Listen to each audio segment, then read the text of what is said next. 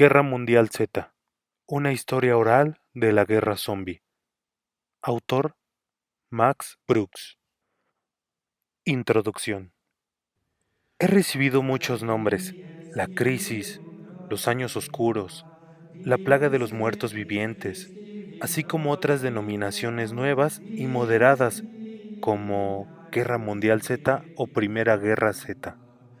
Personalmente, no me gusta este último apelativo, ya que implica que habrá una Segunda Guerra Z, de manera inevitable. Para mí, siempre será la guerra zombie. Y si bien muchos objetarán que la palabra zombie no es precisamente científica, lo tendrán muy difícil para dar con un término más aceptado a nivel global para referirse a esas criaturas que han estado a punto de provocar nuestra extinción.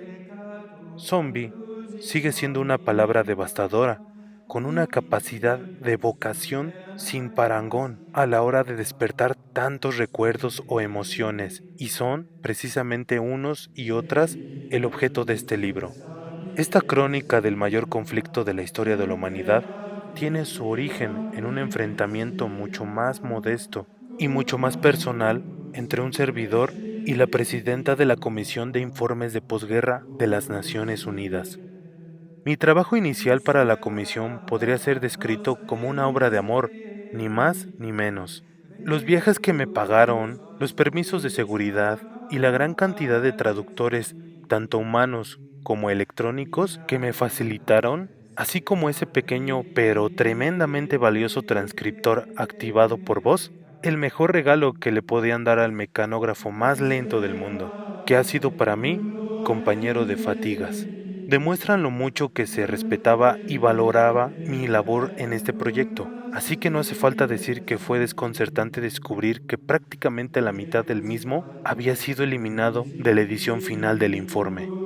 Era demasiado personal, Me dijo la presidenta durante una de nuestras muchas animadas discusiones. demasiadas opiniones, demasiados sentimientos. Este informe no va sobre eso. Necesitamos cifras y hechos claros que no estén alterados por el factor humano. Estaba en lo cierto, por supuesto. El informe oficial era una recopilación de datos fríos e incontestables, un informe posterior a los hechos, que permitiría a las generaciones futuras estudiar los acontecimientos de esa década apocalíptica sin injerencia del factor humano. Pero, ¿no es esto último lo que nos vincula con fuerza a nuestro pasado? ¿Acaso las generaciones futuras darán importancia a las cronologías y estadísticas de bajas como a la historia personal de unos individuos que no eran tan distintos a ellos? Al excluir el factor humano, ¿no nos estamos arriesgando a sentir cierto desapego por el pasado, lo cual quizá Dios no lo quiera? ¿Podría llevarnos algún día a repetirlo? Al final, ¿no es el factor humano lo único que nos diferencia de verdad de ese enemigo al que ahora denominamos los muertos vivientes? Expuse este argumento, aunque tal vez con menos profesionalidad de la debida, a mi jefa, quien, después de que yo acabara exclamando que no podemos dejar que estas historias se pierdan, respondió de inmediato. Pues no lo permitas. Escribe un libro, sigue teniendo todas tus notas y legalmente tienes permiso para usarlas. ¿Quién te impide que esas historias se conserven en las páginas de tu propio libro? No cabe duda que algunos críticos pondrán objeciones a que se publique un libro de historias personales basado en hechos históricos, cuando ha transcurrido tan poco tiempo desde el final de la hostilidad a nivel mundial. Al fin y al cabo, solo han pasado 12 años desde que se declaró el día Va en la parte continental de Estados Unidos, y apenas una década desde que la mayor potencia mundial celebrase su liberación en el Día de la Victoria de China. Teniendo en cuenta que la mayoría de la gente considera que el día BC fue el final oficial de la guerra, entonces, ¿cómo vamos a poder tener una perspectiva objetiva sobre ella cuando, en palabras de un colega de la ONU, llevamos tanto tiempo en paz como el que tuvimos en guerra?